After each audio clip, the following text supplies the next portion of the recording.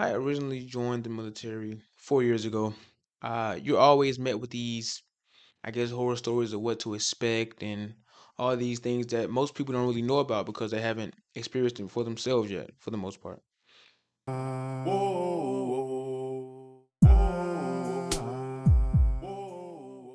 Let's hop straight into it. But before I do so, welcome back to another video. I'm your host, Alonzo. How y'all doing?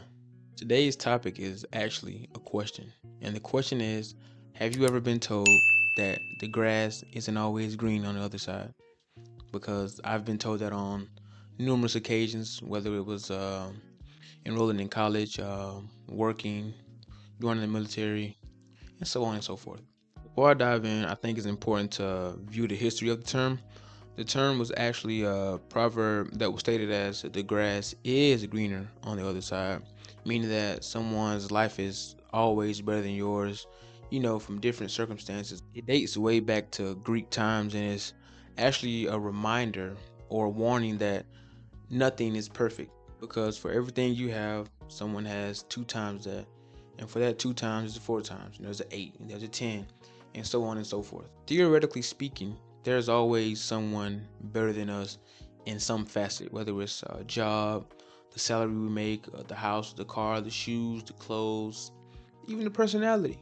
It goes deep. And over the years, the phrase was then coined to the grass isn't always greener on the other side. My own interpretation is kind of stating be careful what you wish for because you may just end up getting what it is you wish for at the sacrifice of something that you held dear in the process. For instance, you may have a decent position at your company or your firm or whatever, and you want this promotion so bad because you see Gladys or Sue or whoever, they're earning a lot of money and they're driving nice cars, only for you to get a position to realize that you don't have time to drive your new car. The only time you're able to show off your new car is when you're going to work. But you didn't realize that Sue and Gladys was doing the same thing. And now that you're doing it, now you realize, okay, the grass wasn't greener.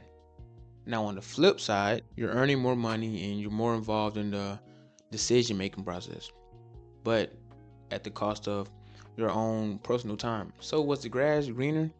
Yes, but it wasn't as green as you expected it to be, which is sort of kind of the catch when it comes to these metaphors that get coined over the years. Now that was more of a generic example that can be found on Google or anywhere. I'll now use myself as an example, my current situation, which may be relatable to a lot of people out there. When I originally joined the military 4 years ago, you're always met with these, horror stories of what to expect and all these things that most people don't really know about because they haven't experienced them for themselves yet, for the most part. When it comes to choosing a job, you're always told, well, you shouldn't do this because this can come with that. And as they say, a wise man learns from the mistakes of others, and for the most part, that's true. But everyone doesn't include what they do to suffer in those situations, if that makes sense. Choosing the job was the easiest part for me. The hardest part was, listening to criticisms from people who were on the outside of my bubble who hadn't experienced what I was about to experience or what I've already been through. Now, as far as the grass being greener for me, well, I tried to take advantage of everything that was presented to me, whether it was additional trainings, going to volunteer events, and I was able to expand my network tenfold of what I would have been able to do had I not joined and went straight into college. My college tuition is paid for 100%.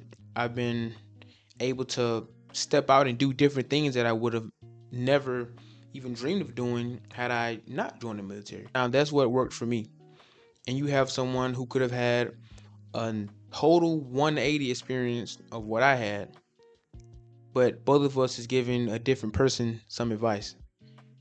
How does that work? Because one person is saying the grass is greener, and the other person is saying, well, it's dead grass because it didn't work for me. So, how do we deal with these conundrums? How do we go about separating the truth from reality? How do we go about, filtering out the correct information in order to make the best decision for ourselves? The easiest answer is to say experience. But what about mentors? What about speaking to people that's already in that industry or in that field? And I know sometimes some people can be deceitful, especially when it comes to recruiters for big companies or even recruiters in the military. Mentors play a crucial role in challenging the way that you look at things and giving you different perspectives to view things from a different lens. My favorite author, Wayne Dyer, once said, "Change the way you look at things, and the things you look at will change." I, for one, view life as a big seasonal event. It's multiple seasons throughout your life, the same as plants and trees and fruits and vegetables. Everything has its season to grow. I know with the new advent of technology, we can grow fruits and veggies all year round. We can even grow meat leaves. But the way the world actually works is different things have seasons and people has their season to do things. I left during COVID, one of the hardest years, but I decided to capitalize off that. Having a different perspective can be more powerful than you can ever imagine because the law of attraction state positive thoughts bring positive outcomes and negative thoughts bring negative outcomes. So by simply saying it's not my season to shine and grow yet, but it's coming, you prepare yourself for what is to come. And I would also love to hear you guys' experiences down in the comments. So feel free to drop a comment. Now, just because your grass isn't green today, maybe you're just in the yard at the wrong time. That's all I have for today. Peace.